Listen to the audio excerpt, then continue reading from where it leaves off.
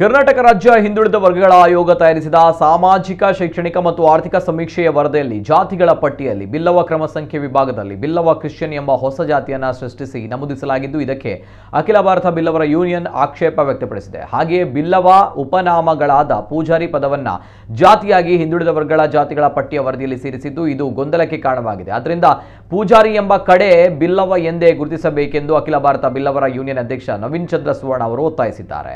ಈ ಕುರಿತಂತೆ ಸರ್ಕಾರಕ್ಕೆ ಮನವಿಯನ್ನು ಕೂಡ ಇಂದು ದಕ್ಷಿಣ ಕನ್ನಡ ಜಿಲ್ಲಾಧಿಕಾರಿ ದರ್ಶನ್ ಎಚ್ವಿ ಅವರ ಮೂಲಕ ಸಲ್ಲಿಸಲಾಯಿತು.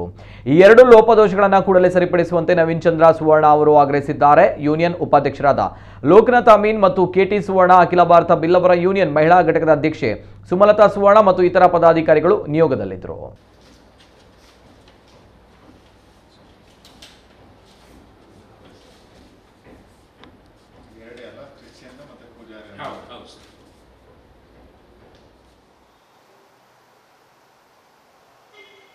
ರಾಜ್ಯದಲ್ಲಿ ಜಾತಿ ಗಣತಿ ಮಾಡ್ತಾ ಇದ್ದೇವೆ.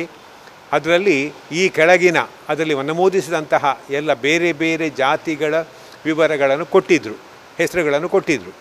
ಹಾಗೆ ಅದರಲ್ಲಿ ನೋಡುವಾಗ ನಮ್ಮದು ಬಿಲ್ಲವ ಜಾತಿ, ಅದೇ ರೀತಿ ನೆಕ್ಸ್ಟ್ ಐಟಮ್ನಲ್ಲಿ ಬಿಲ್ಲವ ಕ್ರಿಶ್ಚಿಯನ್ ಅಂತ ಕೊಟ್ಟಿದ್ದರು. ಅದರ ನಂತರ ಇನ್ನೊಂದು ಪೂಜಾರಿ ಅಂತ ಕೊಟ್ಟಿದ್ದರು.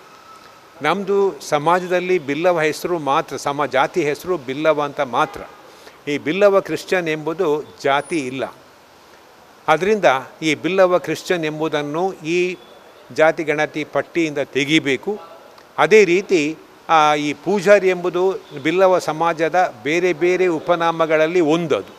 ಆದ್ದರಿಂದ ಅದನ್ನು ಪ್ರತ್ಯೇಕವಾಗಿ ಜಾತಿ ಅಂತ ತೋರಿಸಬಾರ್ದು. ಅದು ಕೂಡ ಬಿಲ್ಲವರಂತೆ ಅದರಲ್ಲಿ ಜಾತಿಯಲ್ಲಿ ಬರಬೇಕು ಅಂತ ಹೇಳಿ ನಮ್ಮ ವಿನಂತಿ.